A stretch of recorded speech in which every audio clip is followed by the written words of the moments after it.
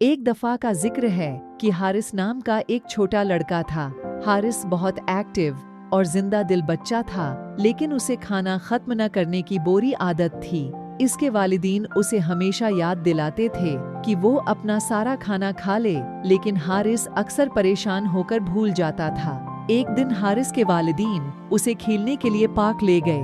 वो अपने साथ पैकिंग का लंच लेकर आए और खाने बैठ गए।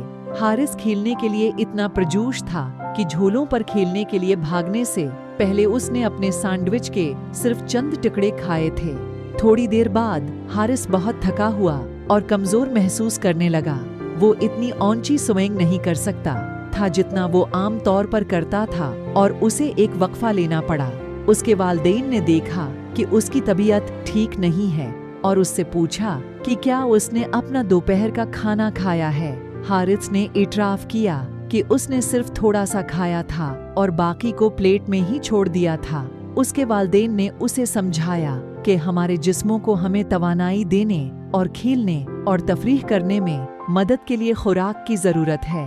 उन्होंने उसे अपना लंच खत्म करने की तरगीब दी ताकि वो बेहतर महसूस कर सके और खेलता रहे। हारिस को एहसास हुआ कि उसने गलती की है और वादा किया कि वो अब से अपना सारा खाना खाना शुरू कर देगा। उसने अपना सैंडविच खत्म किया और बहुत बेहतर महसूस किया।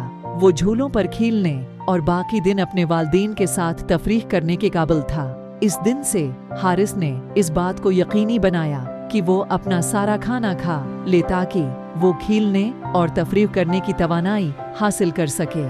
वो पार्क में सीखे हुए सबक को कभी नहीं भूले और हमेशा अपना खाना खत्म करना याद रखते थे।